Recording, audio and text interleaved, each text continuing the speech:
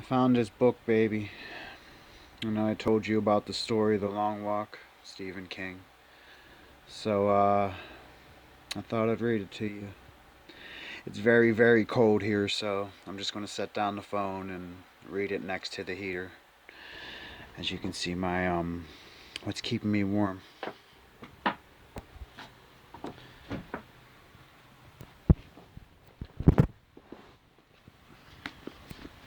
Stephen King's Long Walk. This is when he wrote his Richard Bachman.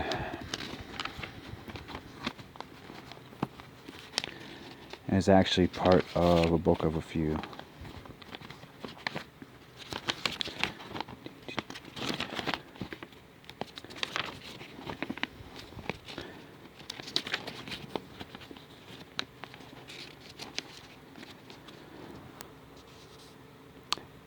To me, the universe was all void of life, or purpose, or volition, or hostility. It was one huge, dead, immeasurable steam engine rolling on in its dead indifference to grind me limb from limb. O vast, gloomy, solitary Golgotha in the mill of death, why was the living banished, thinner, companionless consciousness? Why is there no devil? Nay, unless the devil is God. Quote from Thomas Carlyle. I would encourage every American to walk as often as possible. It's more than healthy. It's fun. Quote from John F. Kennedy, 1962. The pump don't work because the vandals took the handle. Good old Bob Dylan. Part 1, starting out. Chapter 1. Say the secret word and win $100. George, who are our first contestants? George, you there, George? Quote from Groucho Marx, you bet your life. An old blue Ford pulled into the guarding parking lot that morning, looking like a small, tired dog after a hard run. One of the guards, an expressionless young man in a khaki uniform and a Sam Brown belt, asked to see the blue plastic ID card. The boy in the back seat handed it to his mother. His mother handed it to the guard. The guard took it to a computer terminal that looked strange and out of place in the rural stillness. The computer terminal ate the card and flashed this on the screen. Garrity Raymond Davis, R.D., Pownell, Maine. The guard punched another button, and all of this disappeared, leaving the terminal screen.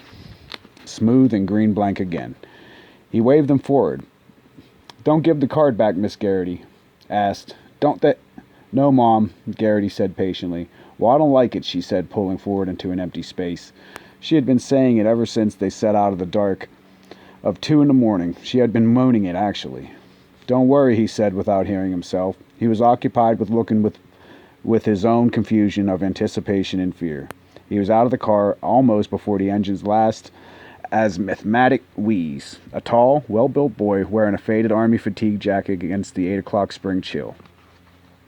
His mother was also tall, but too thin.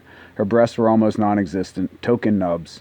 Her eyes were wandering and unsure, somehow shocked. Her face was an invalid's face.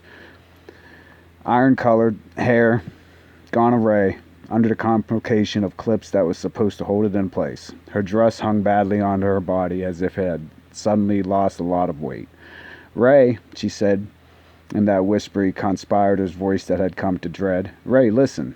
He ducked his head and pretended to tuck in his shirt. One of the guards was eating sea rations from a can and reading a comic book. Garrity watched the guard eating and reading and thought for the 10,000th time, it's all real. And now, at last, the thought began to swing some weight. There's still time to change your mind, the fear and anticipation cranked up a notch. No, there's no time for that, he said. The back-out date was yesterday. Still in that low conspirator's voice, as he hated. They'd understand. I know they would. The major would. Garrity began and saw his mother wince. You know what the major would do, Mom.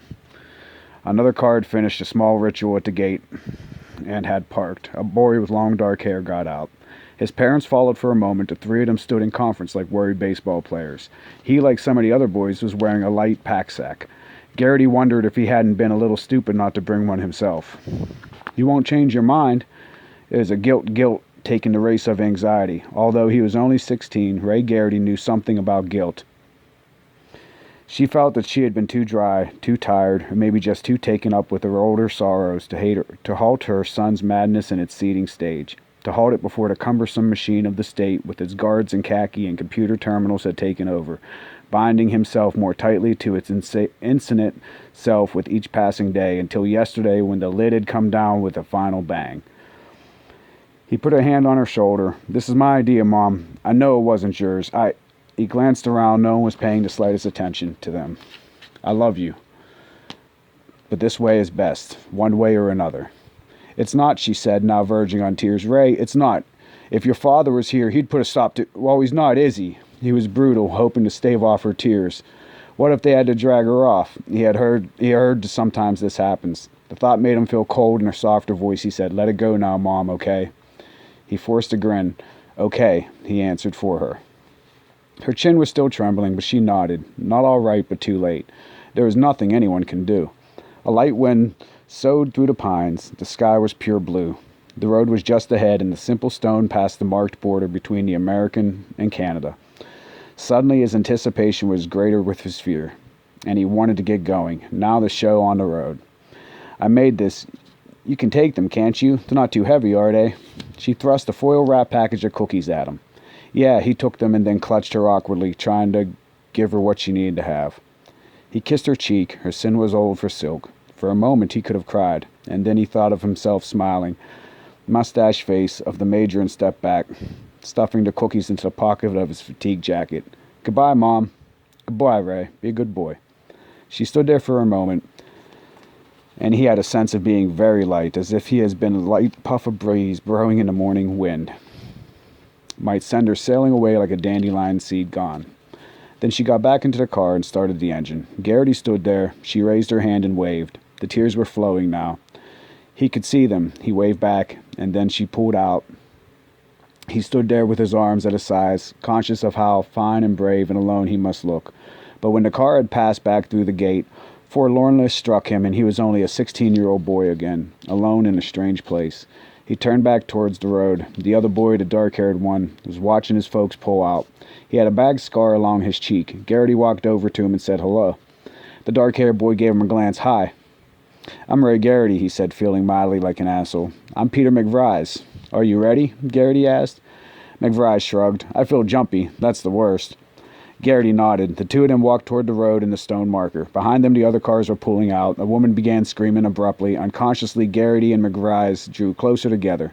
Neither of them looked back. Ahead of them was the road, wide and black.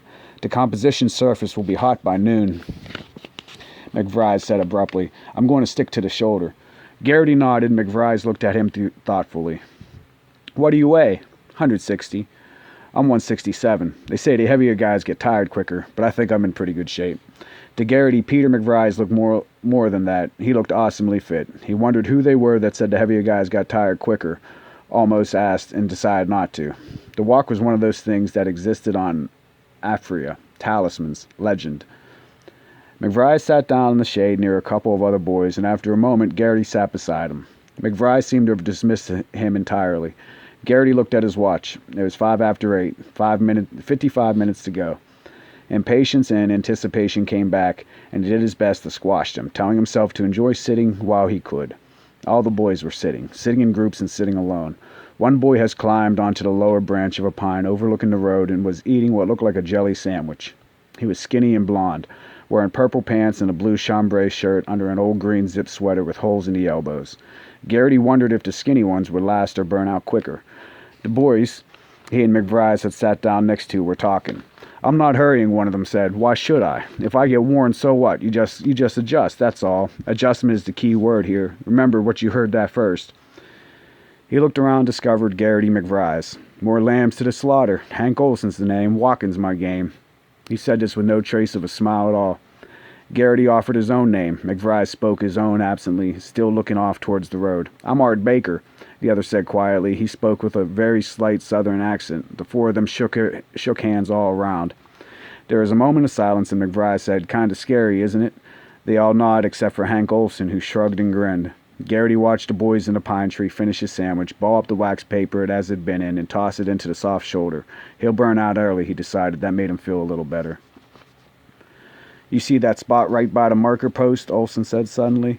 They all looked. The breeze made moving shadow patterns across the road. Garrity didn't know if he saw something or not. He said, "That's from the long walk the year before last," Olson said with the grim satisfaction. Kid was so scared he just froze up at 9 o'clock. They considered the horror of it silently, just couldn't move.